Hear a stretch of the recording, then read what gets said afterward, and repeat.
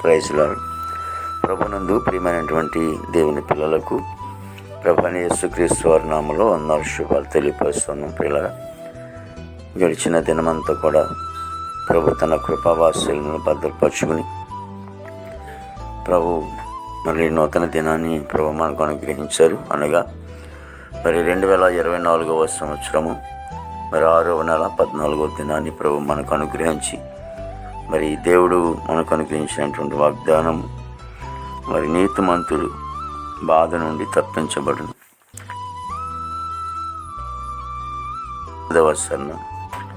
ఇలా దేవాది దేవుడు మహోన్నతుడు దేవుని సన్నిధిలో మరి మన బాధలకు ఉన్నటువంటి బాధలు, కష్టాలు, ఇబ్బందులను కూడా మరి తొలగటానికి నీతిమంతుడు మరి ఆ బాధల్లో నుండి తప్పించబడతాడని లేఖనం సెలవిస్తోంది. మరి కాబట్టి నీతిమంతులుగా తీర్చబడటానికి మరి దేవాది దేవుడు మహోన్నతుని దేవుని సన్నిధిలో మనం సాగిపోతున్నప్పుడు మరి ఆ బాధలు, కష్టాలన్నీ కూడా తొలగిపోతాయి. ప్రార్థన చేసుకుందాం. ప్రేమగల తండ్రి, కృపల యేసునికి స్తోత్రాలు, స్తుతులు చెల్లిస్తున్నాం. ప్రభు గొప్ప తండ్రి నీకు వందనాలు.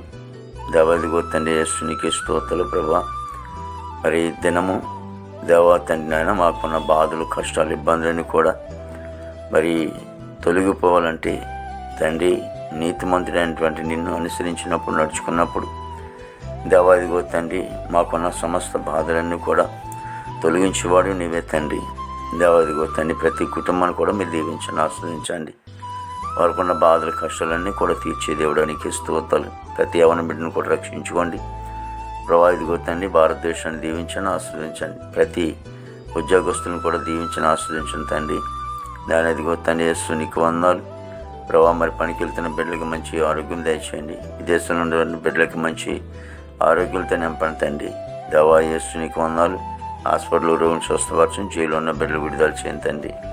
దేవా ఇగో కోర్టు గోడలు, కేసు గోడలని కూడా కొట్టివేయండి. దేవా తండ్రి యేసు నీకు స్తోత్రాలు. వరకున్న ఆ ప్రతి బాధలన్నీ కూడా తొలగించడానికి స్తోత్రాలు. ప్రభా దేవాదేవుని యేసు నీకు వందనాలు. మీరే తోడుగా నడిపించి దినమంతా కూడా ప్రభా విశేషమైన కృపతో నింపి నామనికి మేము తెచ్చుకోండి. యేసుక్రీస్తు వారి నామములో అడుగుచున్నాం తండ్రి. ఆమేన్, ఆమేన్, ఆమేన్.